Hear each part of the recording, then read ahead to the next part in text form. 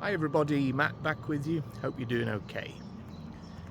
If you are a visitor from Germany, it may well be that you decide to give Todmorden a miss. However, you would be missing out. But it's not surprising because of its name. Tod is German for death. Morden means to murder. So it has a very, very macabre meaning in the German language.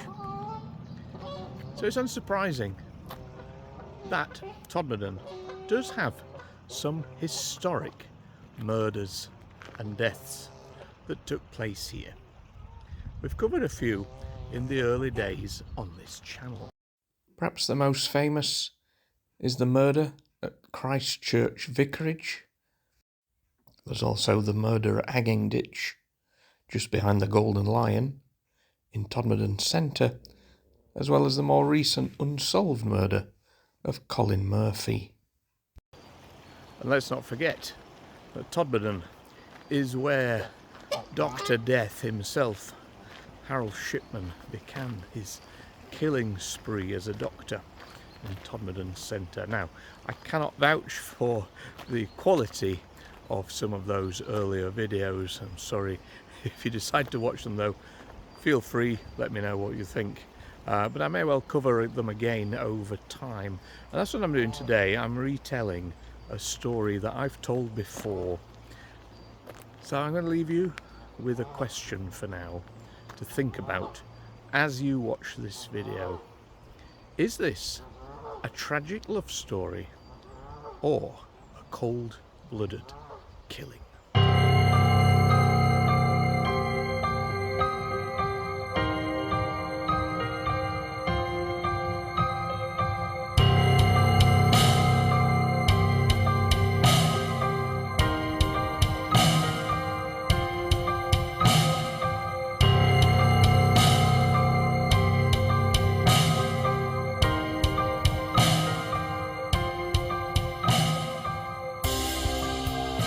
The cooperative was a once impressive building that stood on Dale Street in Todmorden. This magnificent building housed shops, cafes, and a ballroom. One of those shops was a confectionery department, and it was run and managed by Clara Law.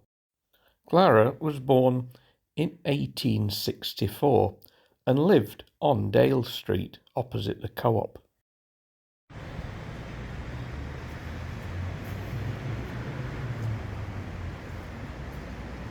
Okay, so this is Dale Street today, and this building here is where the old cooperative building used to be. So it was a fairly magnificent building, but it got demolished in 2000, and it had been a burnt out wreck from around the 1960s. There's quite a few pictures of what it looked like because it's fairly recent, but it looked a fairly magnificent building.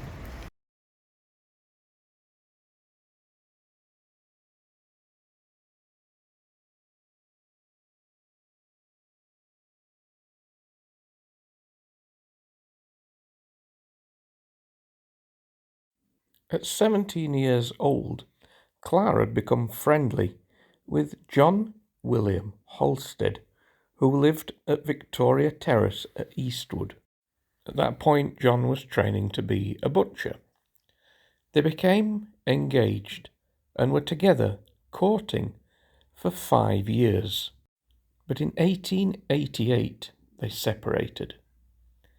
In 1889, Clara became the manager of the Co-op. Clara lived at a house just on the right of the screen. Being the manager of a confectionery department in Victorian-era England was actually a pretty good job for a young lady at the time. John William Halstead had also started working at the Co-op at the butcher's department, and they started to communicate again, although John was already engaged to a lady called Mary Hodgson.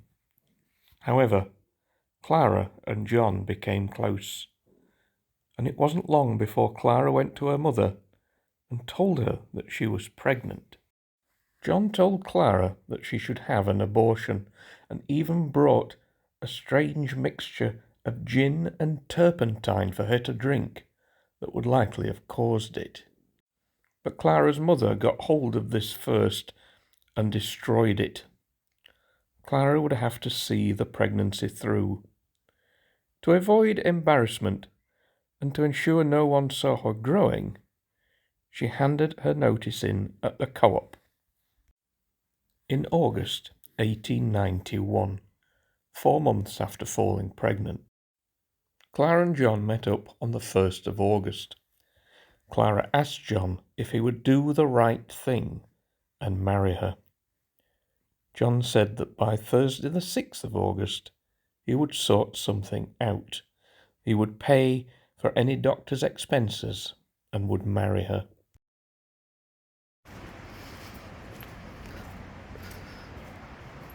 So this is Water Street, and living on Water Street in 1891 is Anthony Bowden and his family. And his daughter is about to celebrate her 21st birthday. So they get in touch with Clara, and she is to arrange the party food, and they go for the party in a room at the co-op, which is just there, or was. And so Clara gets to work getting the food together, cutting sandwiches, etc. And the party is taking place just above her confectionery shop. The 21st birthday party of Grace Bowden was to be held on Monday the 3rd of August in a room at the co-op above Clara's shop. This photo is of the ballroom. Maybe the party took place in there. As Clara was providing the party food, she stayed late that evening. The party came and went. The caretaker presumed the building was empty, switched the lights off, and went home. Clara's parents could see that the co-op was in darkness, but she'd not yet returned home. So they waited till midnight and then headed to wake the caretaker. Clara's father William went with the caretaker back into the darkness of the co-op, and there on the floor of the confectionery shop he found his daughter in a pool of blood. She had been stabbed multiple times in the neck, to the point where she was almost decapitated. Her clothes were drenched in blood, and near her was a large knife. The knife she was likely using to slice the sandwiches for the party. The blade was clean, but bloodstains were on the handle. The police and the doctor were soon on the scene, and Clara's body was carried across the road to her home. Tuesday the 4th, and the co-op opens as normal. John William Halstead turns up for work, and he's told what happened. He became subdued and quiet, but not upset, and kept working. The police questioned him, and although he wasn't charged, suspicions meant that he was suspended from work as a suspect, pending investigation. Later that day, the police take a statement from John, and he said that he'd seen Clara at 5 p.m. on the Monday, when she'd come to the shop to buy meat for the party. He said he'd spotted her next at 8:15 as he left work, and she was busy working in her shop. He then said he knew nothing of her pregnancy, that he'd never agreed to marry or dated her for the last 5 years.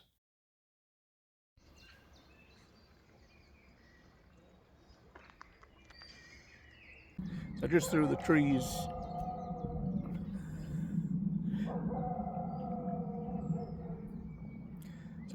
trees behind me here is Victoria Terrace, and this is where in 1891 John William Halstead lived. Now, it is a Saturday afternoon, so I will film a bit more in a moment, but I'm going to film the story on people's front doorsteps on a hot, sunny Saturday. I'm sure that'll go down well. But yeah, we are in Eastwood, so we're about a couple of miles outside of Todmorden.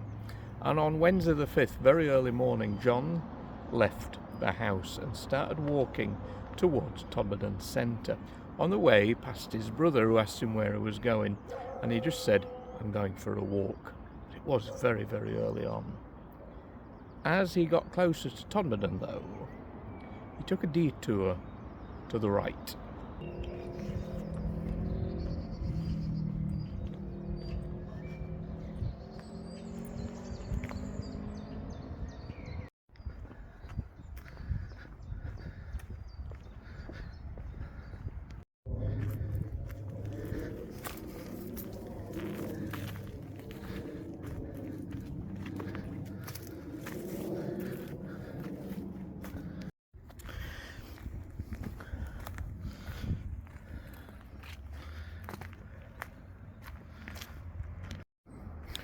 John walked on, and eventually his route brought him to here. Horsefall Tunnel, an underground tunnel used by the trains.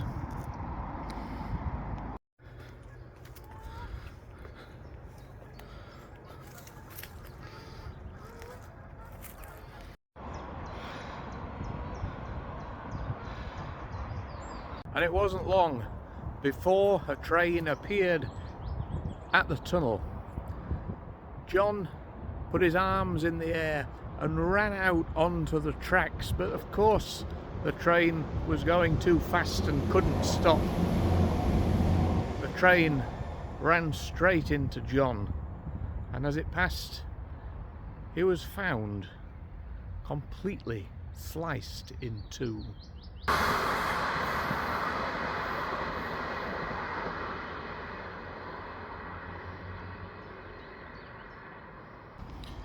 Eventually John's body was returned to his house in Victoria Terrace. What an awful thing for any family members there to experience. Can you imagine?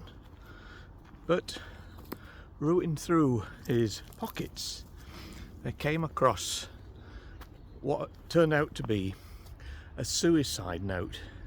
The note said that he intended that day to take his life. But there was no mention at all of Clara.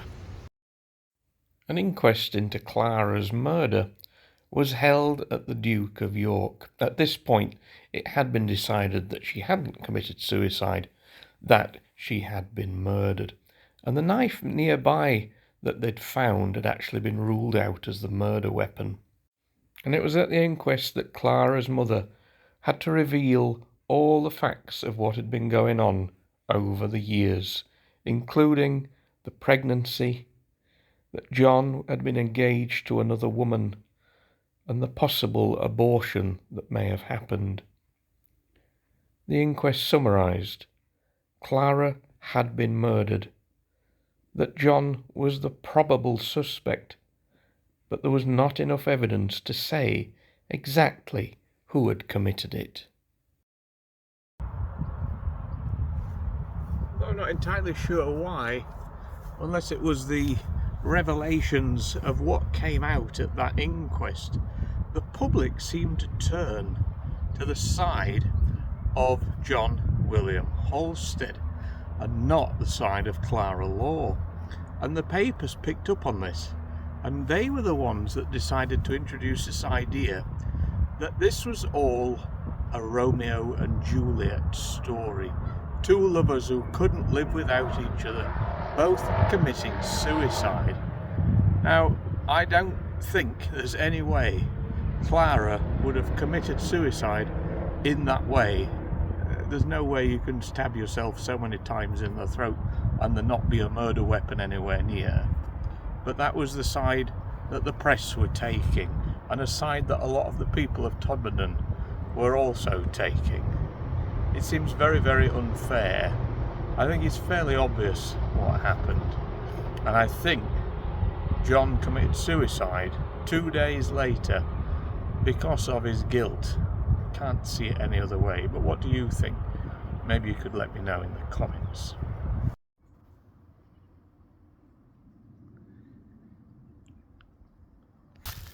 So the last stop on this video is also the last stop for Clara Law, and I'm off to the graveyard at Crossstone, which is where she was buried. Also buried there is John William Halstead, and what must have been a horrendous time just leading up to the burials is that they were both due to be buried on the same day, which would have meant both families mixing together at the church and the graveyard. That was changed at the last minute. I think John was buried the day after, and it's a sign again that people did not think John was a murderer, because you very, very rarely find a grave of a murderer, and you know, either they're in prison and they get buried in the prison yard, they're in an unmarked grave, or something else. But yeah, we should find the graves of both of them at Crossstone. However, Crossstone is kind of an abandoned wilderness since I was last filming this story there. The difference is I will know where the graves are, but will I be able to actually find them?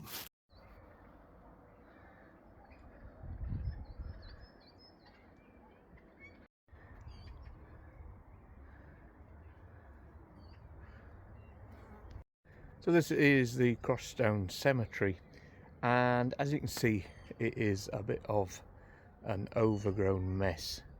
I don't think anybody comes and cuts the grass here anymore, and it's kind of been taken over by brambles and rhododendron bushes. They just swarm over the graves. Now these are supposed to be rows that go from top to bottom. You should be able to walk up and down every single one. Most of them are completely impossible for that to happen. I do know where the graves are we're looking for, though. I'm hoping we can access them.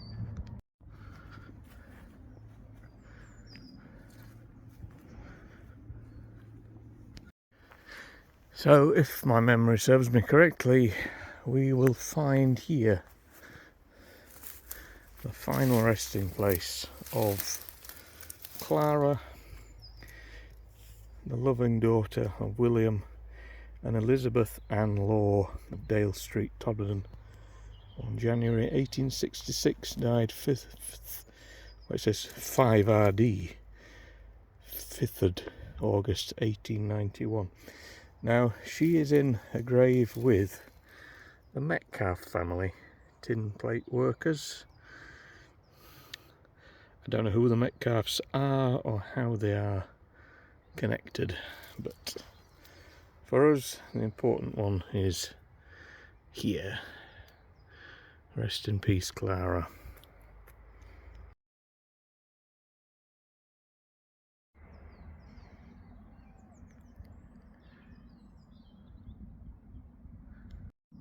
Clara's tomb is here on row B, I think it is, and just literally, what, 20 feet away, if that, we find a grave of John. John's grave may not be as accessible as it once was. I had a feeling it was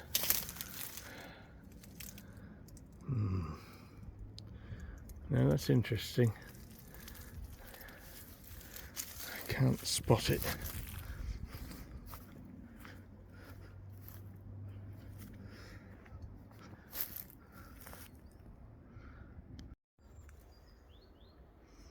I think it's there. So it's unfortunate for the video anyway that since I last filmed here, it is impossible to reach the grave anymore. It begins with George Stansfield, but about halfway down it says John William Halstead's name. It is that one just there. I'll put a picture on from when I found it before, but yeah, I quite like my legs not bleeding, so there's no way I can get any further. Sorry.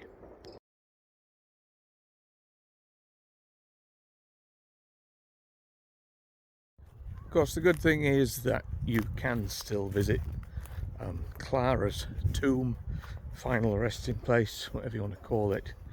That is still very accessible and very clear. And yeah, it's a shame this graveyard has ended up as it did, because any stories I used to film 2 or 3 years ago which needed me to come to a graveyard, it was a pleasure to come to Crossstone and walk around. You could find things really easy. We've covered a lot of stories that have brought us here, but yeah, sadly time has moved on, and a lot of it is just, like I say, it's just masses of rhododendron bushes and brambles, and it's having an effect on the stones as well. I mean, just look at this bit, what I've come to here.